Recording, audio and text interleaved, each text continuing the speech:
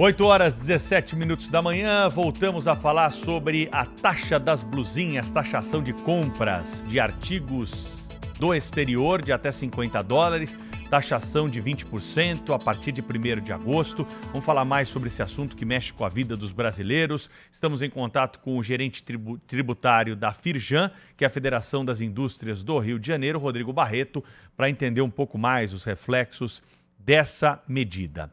Rodrigo, seja bem-vindo aqui ao Jornal Gente. Como que a indústria nacional está acompanhando esse debate? Qual é a expectativa daqui para frente a partir dessa taxação? Bom dia.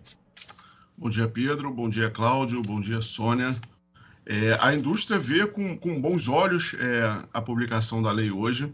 Ela, de fato, corrige uma série de distorções que aquela isenção vinha causando, prejudicando os contribuintes que aqui geram emprego e renda no Brasil.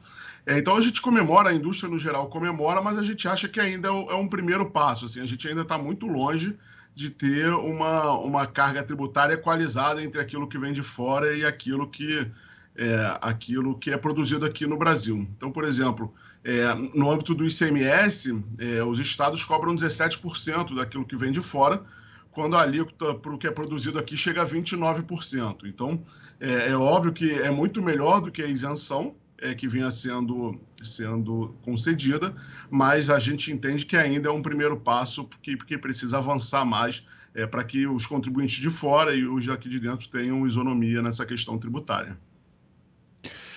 Olá, bom dia, muito bem-vindo aqui, viu, ao nosso programa, ao nosso debate. Eu queria saber, como especialista, como alguém que estuda o assunto, uma questão que é o seguinte: essa taxação das blusinhas afeta o consumidor, né? Afeta tão somente o consumidor, né? Quem é pobre e comprava baratinho vai ter que pagar 20% de imposto agora. Mas tem sido verificada, inclusive, uma oportunidade para o setor do varejo aqui no nosso país. A indústria vai continuar sofrendo, né? Não vai ter não vai mudar nada, porque o produto brasileiro continuará sendo muito caro, porque o emprego é caro, porque os impostos são recordes no país, e tudo isso eleva o preço dos produtos.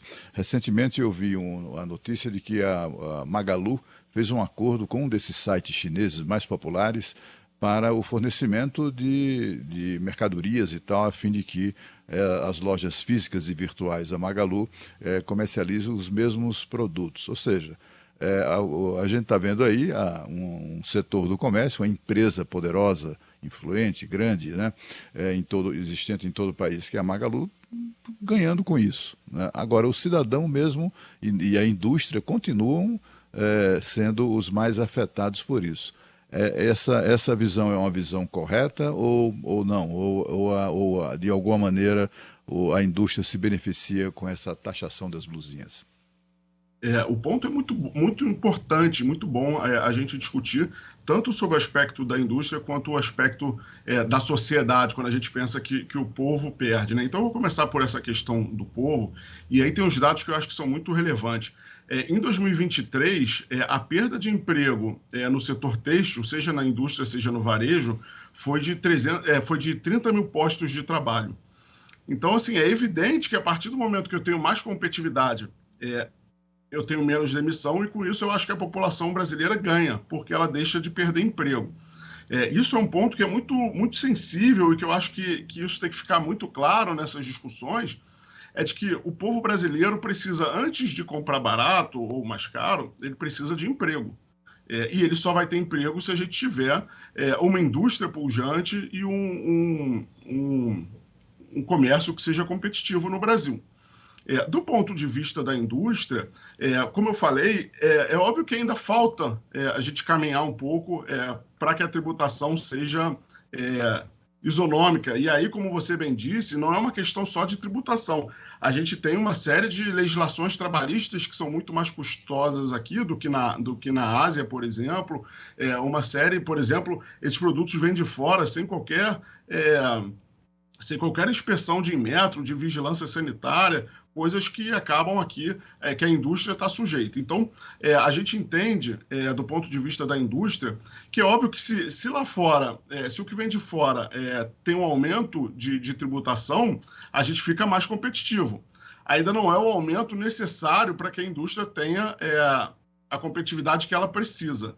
Mas certamente é um primeiro passo. Então, respondendo aqui, voltando ao seu ponto, eu acho que a indústria ela ganha de alguma forma, ganha ainda pouco. A gente, como eu falei, a gente ainda tem que ter um ICMS igual ao que vem de fora, a gente precisa ter o tributo federal igual ao que vem de fora. E a sociedade ganha também, porque quanto mais emprego no Brasil tiver, mais a sociedade ganha, e aí eu acho que é um círculo vicioso ali do bem. Quanto mais emprego, maior o poder de compra, e aí eu acho que é um ganha-ganha. Rodrigo, muito prazer tê-lo aqui no Jornal Gente. Como você explicou, né, a carga tributária, né, você já falou que a carga tributária do produto nacional ainda é maior do que dos produtos importados pelo site. O que precisa ser feito para melhorar a competitividade dos produtos nacionais? E eu complemento essa pergunta, a reforma tributária ela vai nesse sentido? Sim, vou começar pela reforma tributária, Sônia. A reforma tributária vai nesse sentido, e aí é um ponto importante. A reforma tributária ela acaba com a acumulatividade que a gente tem no Brasil, no nosso sistema tributário. Ela traz um ponto que eu acho que é muito relevante, que ela traz uma transparência. A partir da reforma tributária, a gente vai saber exatamente quanto se paga de tributo no Brasil. Porque, por mais que a gente possa somar as alíquotas incidentes hoje, isso varia de produto para produto, a gente tem uma cumulatividade no meio da cadeia, então acaba que o imposto custa muito mais do que ele parece na venda ao consumidor final. A reforma tributária traz essa isonomia que a gente quer. A partir da reforma tributária, por exemplo, essas importações de fora vão estar sujeitas exatamente os mesmos tributos que a operação de dentro. Se a reforma tributária já tivesse aprovada, por exemplo, com a alíquota de 27%, que se diz de IBS e CBS, a gente teria qualquer importação, até de site, por pessoa física, teria uma tributação de 27%, isso para imposto sobre bens e serviços e contribuição dos bens e serviços, fora o imposto de importação. Então, assim, a reforma tributária, ela caminha, sem sombra de dúvidas, para um cenário de isonomia maior. Em relação à competitividade da indústria, assim, a gente tem uma indústria que é muito capaz, a indústria criativa no Brasil, ela é até exportadora, tamanha a sua capacidade de produção e a qualidade do que a gente produz aqui. O nosso maior problema hoje, sem sombra de dúvida, é a carga tributária. O jeito para isso é reduzir a carga. E aí, quando a gente discute reforma tributária, a gente fala muito mais de um sistema tributário do que necessariamente de carga. A gente entende que a redução da carga tributária só vem com a redução do custo do Brasil, do tamanho do Estado, e aí é uma discussão muito mais longa. Mas, respondendo objetivamente a sua pergunta, a indústria precisa pagar menos imposto para conseguir ser mais competitiva.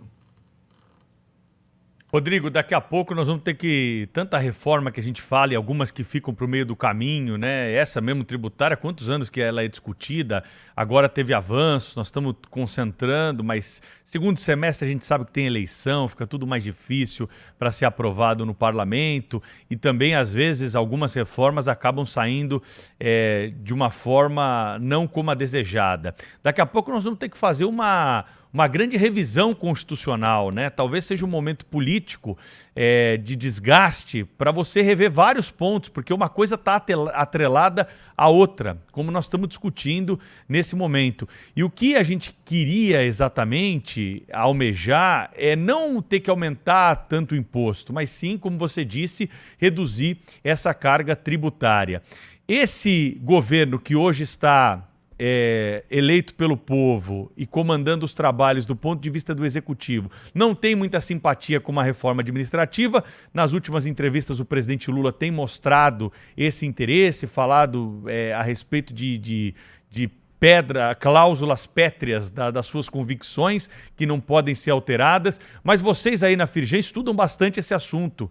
O que vocês vislumbram? Qual seria o caminho mais propício, né, para o desenvolvimento econômico brasileiro e para evitar que nós tenhamos de aumentar a taxa para uma parcela da população pagar para dar benefício para os outros? A gente entende que são dois principais pilares desse ponto de vista necessários para o crescimento econômico. O primeiro deles é o que a gente está avançando esse ano, é a reforma tributária, é um sistema muito mais simples e muito mais transparente. E aí tem um ponto que eu acho que é relevante na reforma tributária também, que eu acho que ele vem em segundo plano, que é a questão da transparência. Hoje, o governo federal consegue aumentar a arrecadação, e aí eu falo governo federal, mas o estadual, o municipal também, mas dando o exemplo aqui do governo federal, ele consegue aumentar a arrecadação sem muitas das vezes ter o desgaste político de aprovar uma lei que aumente a alíquota. Então, a gente teve recentemente, por exemplo, uma medida provisória que restringia a possibilidade de compensação. Isso a população, para a população, ela não entende muito que quando eu restringo a possibilidade, por exemplo, de compensação de créditos tributários, eu estou tendo um aumento ali, no final das contas, um aumento de arrecadação. A partir da reforma com a simplificação, não tem mais isso. Assim, o que a gente espera é que, se o governo quiser aumentar tributo, ele vai ter que fazer uma lei aumentando o tributo e o consumidor vai ser o primeiro a sentir isso. E aí a gente sabe o desgaste político que é. A gente vê, por exemplo, nesse caso que a gente está discutindo hoje, da taxa da blusinha, é óbvio que o produto de fora tem que ser tributado, mas acaba que a população gera um desgaste político que ninguém quer ser ali o pai dessa ideia. Então, a reforma tributária vai fazer isso. Se alguém quiser aumento de carga tributária, vai ter que passar uma lei aumentando o tributo. E aí a gente está vendo, no caso, como desgasta o político aumentar tributo que é sentido pelo consumidor. Então, a reforma tributária é o principal, talvez, pilar sobre isso, mas, como eu disse, assim, ela não resolve o problema de carga. Assim, a gente tem que pensar que a tributação serve para que o Brasil faça frente, para que os governos façam frente aos gastos. Então, enquanto a gente não tiver redução de gasto, a gente não vai ter redução de carga tributária. Pode ser que a gente tenha um deslocamento de um setor para o outro, mas o Brasil não pode arrecadar menos, enquanto a gente não reduzir os nossos custos. É óbvio que isso gera, como você bem disse, isso gera, especialmente no Brasil, que tem muito funcionário público, a gente gera um desgaste nisso, mas a gente acha que a reforma, e aí talvez seja até uma utopia nossa, mas a reforma, muito mais do que uma reforma administrativa, a gente deveria pensar uma reforma de Estado. A Firjan, por exemplo, tem estudos que mostram que mais da metade dos municípios do Brasil não geram arrecadação suficiente para fazer frente às suas despesas. Pois é, essa é outra questão gravíssima, né? Um levantamento recente do Tribunal de Contas do Estado de São Paulo mostrou que uma quantidade ponderável de municípios paulistas, estamos falando do estado mais importante, mais rico da federação, não gera receita suficiente para manter seus vereadores, quanto mais toda a estrutura pública de que é necessária em qualquer município. Mas, Rodrigo, eu queria insistir um pouco na eficácia, né, digamos assim, dessa taxação das blusinhas. Eu me lembro de um xará seu, o senador Rodrigo Cunha, que foi relator desse projeto do Mover no Senado Federal, e ele excluiu, né, do seu relatório final essa questão da taxação das blusinhas, e isso acabou sendo incluído novamente pela força do plenário, etc. e tal. E ele fez um discurso em que citava um exemplo que é exatamente aquilo que martela a cabeça das pessoas, né? Sobre como é que eu diria, a eficácia disso. Será que funciona mesmo? Porque ele citou o exemplo da capinha de celular, que é um produto muito comum, muito, enfim, procurado, né? Muito consumido, as pessoas trocam isso todos os dias, etc. E assim, esses sites chineses vendem capinha de celular a R$10. Aí, com a taxação, passará a custar a capinha R$12. Enquanto isso, a capinha produzida no Brasil continua custando, nos mesmos quiosques de vendas espalhados pelo país, no mínimo uns R$40. Então, assim, para aquela pessoa que vai pagar a taxação da blusinha, né, ele vai pagar um pouco mais, né, mas vai continuar sendo muito mais vantajoso para essa pessoa consumir produtos que venham barato para elas, né? Elas não fazem essa elaboração de que o importante é estimular o emprego, etc. e tal. Para quem é pobre, estimular o emprego pagando, né, R$28 a mais do que ela pode comprar por um produto como uma capinha de celular, é um esforço demasiado, né, para essas pessoas, né? Aí é exatamente sobre isso que a gente questiona a tal da da PEC da blusinha, né? Isso é mais uma manifestação da hipocrisia nacional, né? E do governo, porque o presidente Lula que está saindo dessa história como sendo alguém que era contra, e apesar disso sancionou, quando na verdade foi ele, um ano atrás, que anunciou a medida provisória para taxar essa importação. Inclusive, isso foi antes de embarcar para uma viagem nos Estados Unidos, e inclusive isso levou a primeira-dama, Janja, durante a viagem, a postar, ainda no voo, a postar uma mensagem completamente fora da realidade, dizendo que tinha conversado no voo com o ministro Haddad e que o ministro Haddad tinha dito que somente as empresas seriam taxadas, não o consumidor. Enfim, como se fosse possível aumentar o custo do produto e não repassá-lo ao consumidor. Então, assim, até isso, né, a hipocrisia inclui isso. O presidente passando a impressão, né, falsa de que ele não queria isso, né? Mas acaba que taxa, mas essa taxação não é exatamente aquilo que vai fazer a diferença. Eu não consigo deixar de ter essa impressão, Rodrigo. Se você pudesse me convencer do contrário, eu agradeceria. Então, vamos lá. Eu acho que é importante a gente voltar aqui também e fazer um histórico sobre a taxação. A gente sempre teve uma lei, eu acho que a falta de fiscalização levou a crer de que a gente sempre teve isenção. A lei sempre tratou isenção até $50 de remessa de pessoa física para pessoa física. Nunca houve uma isenção para produtos vendidos por pessoa jurídica no Brasil. Até a portaria do Ministério da Fazenda do ano passado, a portaria 612 de 2023, essa sim. E aí, voltando aqui, a gente tinha uma isenção, tinha uma lei que tinha isenção de remessa de pessoa física para pessoa física, ou seja, a venda desses sites nunca esteve isenta, e aí, assim, era uma bagunça muito grande como essas importações se davam. Então, o Ministério da Fazenda fez a portaria MF 612 de 2023, e aí sim, a partir de junho de 2023, a gente tem uma isenção legal para as compras de até $50 daquelas empresas que se cadastrassem, e aí o governo passou a ter um monitoramento maior dessas compras. Então, agora, passados um ano dessa isenção de $50, o governo corrige aquilo que, a nosso ver, era um erro. Por um lado, a portaria foi boa porque ela trouxe mais transparência, mais conhecimento, dado a remessa conforme, né, aquele programa de remessa conforme, dos sites terem que trazer as informações ali sobre as vendas, mas ela trouxe essa isenção, que, repito, nunca houve na legislação essa isenção, apesar da fiscalização levar a crer de que era isento. A gente tem alguns dados que eu espero que te convençam sobre isso.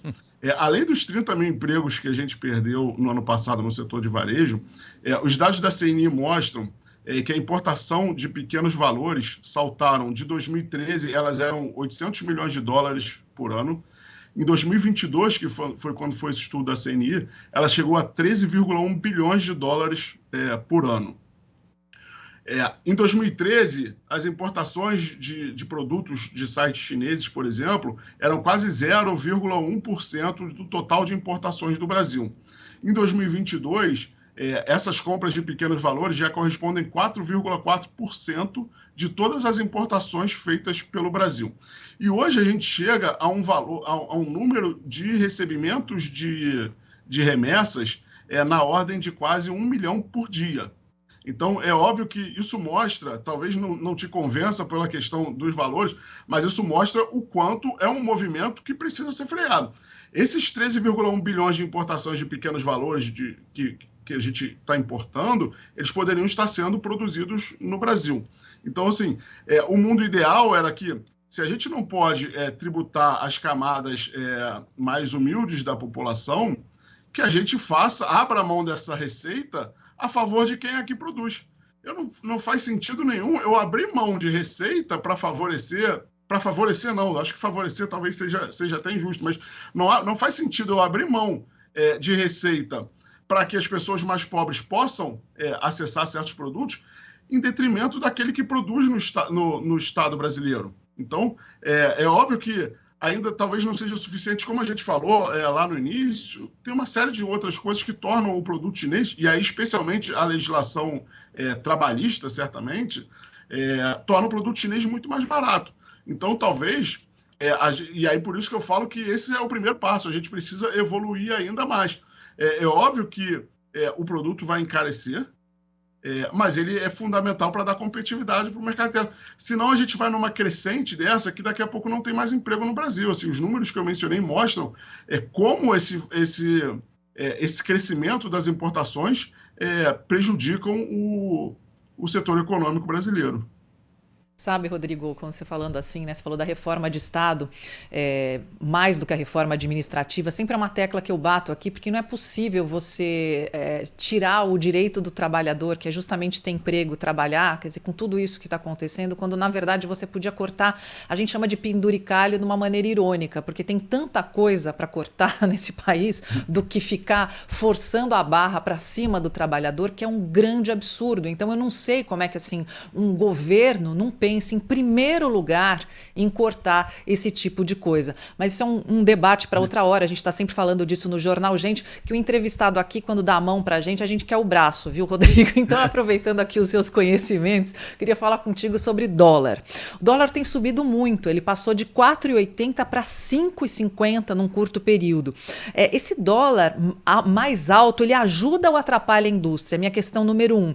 E é um câmbio competitivo para quem exporta e também para quem importa? Eu queria que você fizesse esse paralelo para a gente. Então, eu não sei, eu acho que eu vou te decepcionar, assim, não conheço muito da parte econômica, assim, apesar de ter citado muitos dados, assim, a minha área aqui é mais tributária, mas eu vou... então, assim, a gente tem um setor de economia que pode discutir isso com vocês, e aí eu acho que isso, mas tentando entrar aqui no seu ponto, eu acho que isso depende muito da dinâmica de cada setor, né? A gente tem, por exemplo, na indústria, setores que dependem de insumos importados. E aí eu cito, por exemplo, aqui na Firjan, a gente discute isso muitas vezes para produtos de higiene que acabam trazendo insumos de fora. Fica muito caro. E aí, muitas das vezes, a gente está falando, por exemplo, de sabão em pasta, por exemplo, que precisa de produto importado na sua composição. E ele não consegue repassar isso para o setor mais pobre da sociedade, que é quem usa o sabão em pasta. Por outro lado, as importações ficam mais caras. Isso mesmo que a gente está falando agora, por exemplo, no caso das compras de produtos chineses. Acaba ficando mais caro, o que de alguma forma é bom para o aumento da competitividade aqui.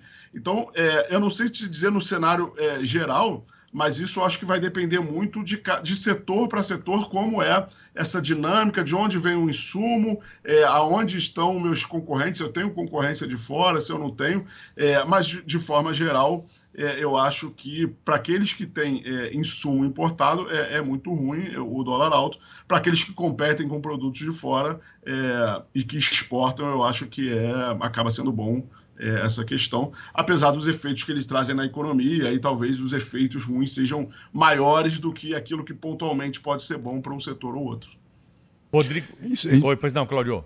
Não, só para podemos concluir então, Rodrigo, que a taxação das blusinhas, por exemplo, é ruim para quem paga, o consumidor pobre que vai ter que pagar os 20%, não altera muito a situação da indústria, apenas acena, abre um caminho, uma expectativa, digamos assim, de criação de condições para melhorar a competitividade da indústria nacional, mas só quem ganha mesmo, cá para nós, é o governo federal, né?